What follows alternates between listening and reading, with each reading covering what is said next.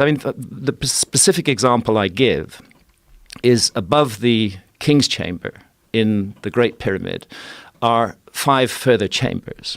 And these chambers are roofed and floored with granite beams that weigh about 70 tons each.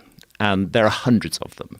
And these 70-ton granite beams, which to put in context, a 70-ton beam is equivalent in weight to 35 large SUVs. These 70-ton granite beams have been elevated to a height of more than 350 feet above the ground and carefully and precisely placed in position.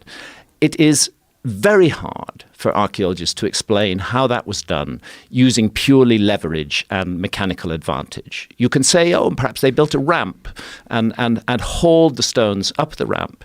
But then you have to confront basic laws of physics. You can't haul a stone weighing tens of tons up a slope that exceeds 10 degrees.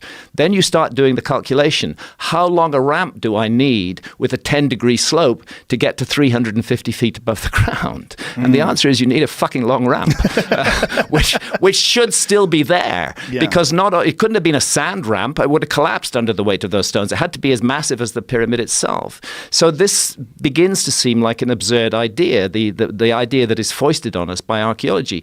Maybe the idea that they regard as absurd, namely that psychic powers were cultivated by ancient civilizations, that they could use powers of the human mind that we have allowed to lapse, maybe that idea deserves further consideration.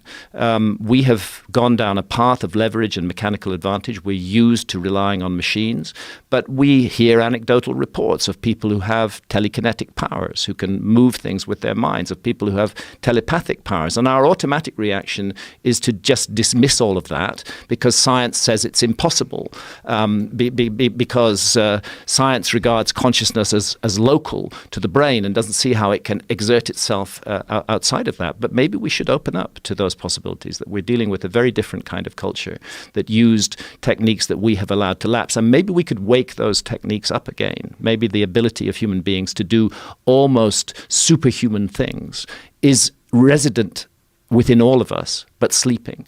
Well, it's pure speculation that they use some sort of a telekinetic power, but it's pure absolute. Speculation. But it's absolute that they did something that we don't understand.